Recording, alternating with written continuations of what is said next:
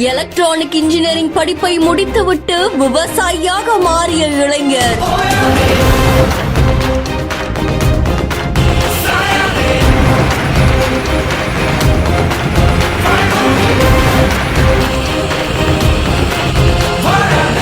வெள்ளை முத்துக்கள் டு பட்டு புடவைகள், லட்சத்தில் லாபம் ஈட்டும் இளைஞர்.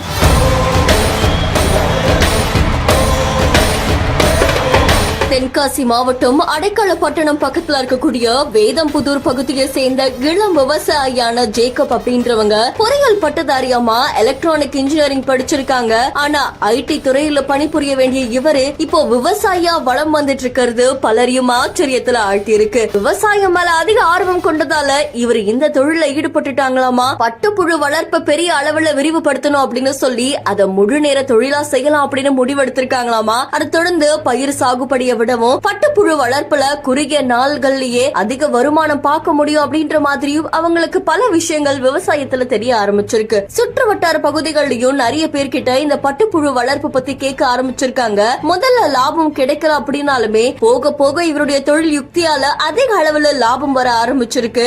பட்டு கூடுகளை நம்ம விற்பனை செஞ்சோம் அப்படின்னா அது கிட்டத்தட்ட 2.40 லட்சம் கிடைக்கும். ஆனா அதையே நம்ம பட்டு புடவையா விற்பனை செஞ்சா அது கிட்டத்தட்ட 8 லட்சம் வரைக்கும் கிடைக்கும் அப்படின்ற மாதிரி இவர் ஒரு கணக்கு போட்டு அதை செயல்படுத்தவும் ஆரம்பிச்சிருக்காங்க. இது மூலியமா ஜேக்கப் அவர்கள் இப்போ ஒரு இளம் தொழிலதிபரா வளர்ந்துட்டு வராங்க அப்படின்னு தெரிவிக்கப்பட்டிருக்கு. அதை தொடர்ந்து ஆன்லைன் மூலியமா பல இடங்களுக்கு பட்டு புடவைகளையுமே விற்பனை செய்யறாங்களாமா. ஒரு பட்டுப்புழு வளர்றதுக்கு கிட்டத்தட்ட 20 நாட்கள் தான் ஆகுமா. அது முழுமை அடையறதுக்கு 1 மாசம் எடுத்துக்கும் அப்படின்ற மாதிரி சொல்லியிருக்காங்க. அண்ட் இதை வளர்க்கறதுக்கு ஒரு கார்டன், ஒரு ஷெட் இது இருந்தா போதும் அப்படின்ற மாதிரி தெரிவிச்சிருக்காங்க. அண்ட் ஒரு புழு 12 இலை மட்டும் தான் சாப்பிடுவாமே. அது மட்டும் இல்லாம இவங்கள மாதிரி வரக்கூடிய பல இளம் விவசாயிகளுக்கு, இளைஞர்களுக்கு இன்டர்ன் மாதிரி வச்சு அவங்களுக்கு பல விஷயங்களை சொல்லி கொடுத்துட்டு இருக்காங்க. பொறியியல் படிச்ச பட்டதாரி இப்படி யுக்தியோட செயல்படுறது இப்போ சமூக வலைதளங்கள்ல வரவேற்பை பெற்றிருக்கு.